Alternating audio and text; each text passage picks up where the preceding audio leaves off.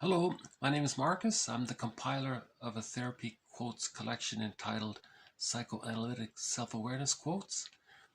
This is TQ2, therapy quote number 2.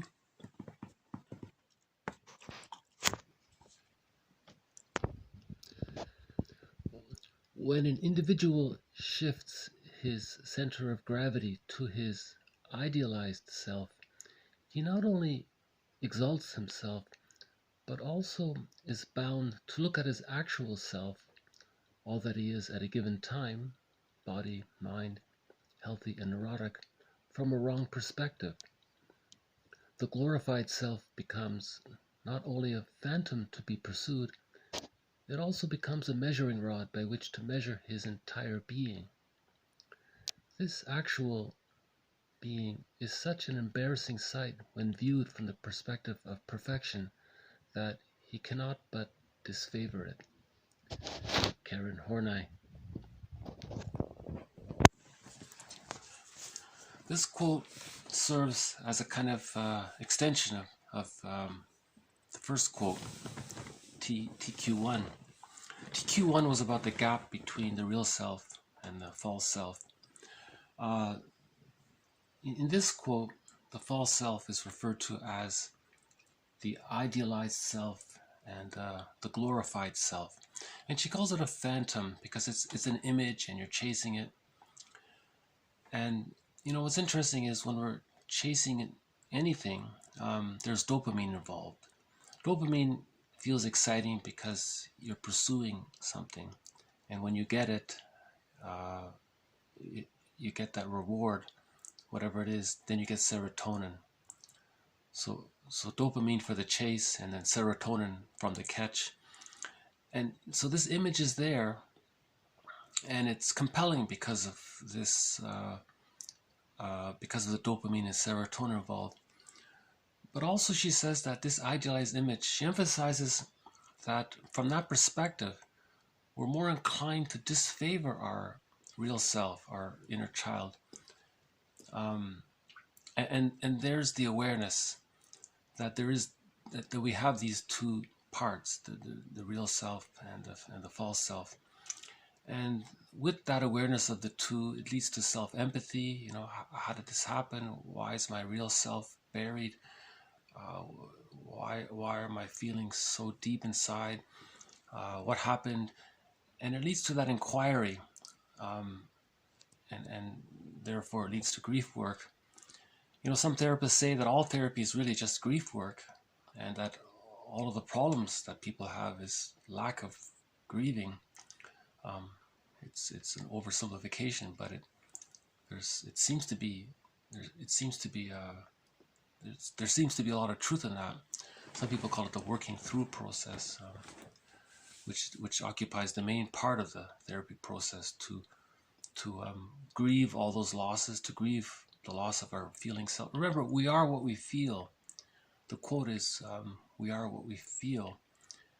And if we're not feeling, so we're missing that, right? And that's what we're grieving. So that's, I think, the focus of this quote is to again remember that there is the two parts, the feeling self that's buried in exile, and then this phantom that we're chasing. One possibility about this is that this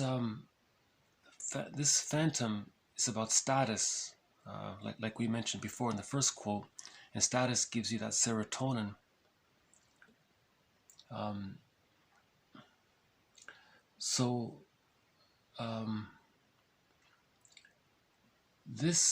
The real self feeling doesn't feel much status.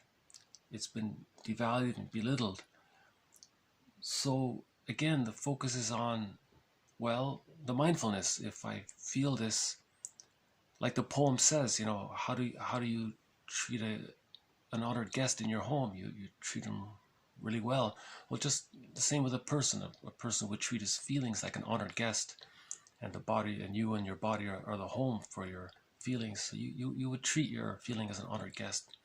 And as we do that, he starts to gain status, and he starts to feel important.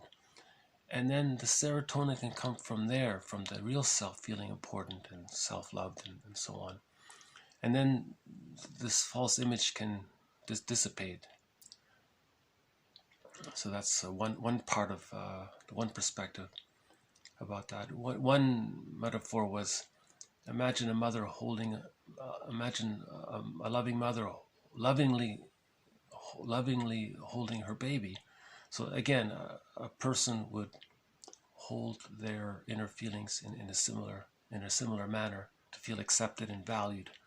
And when there's the value, there's the status, then there's the serotonin comes from there, from inside, rather than depending on,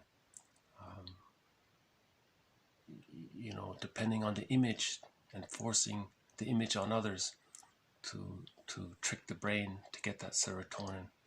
See, she emphasizes the word phantom because the whole exercise is, it's never satiable, because it can't, because our identity comes from inside, our feelings. It doesn't really come from that. That's all a defense mechanism. I needed one from childhood, but as we get older, we're meant to dissolve that because we're no longer children, so we don't need that defense mechanism. All right, so I'll pause it here for today. That's TQ2. Thank you. See you next time.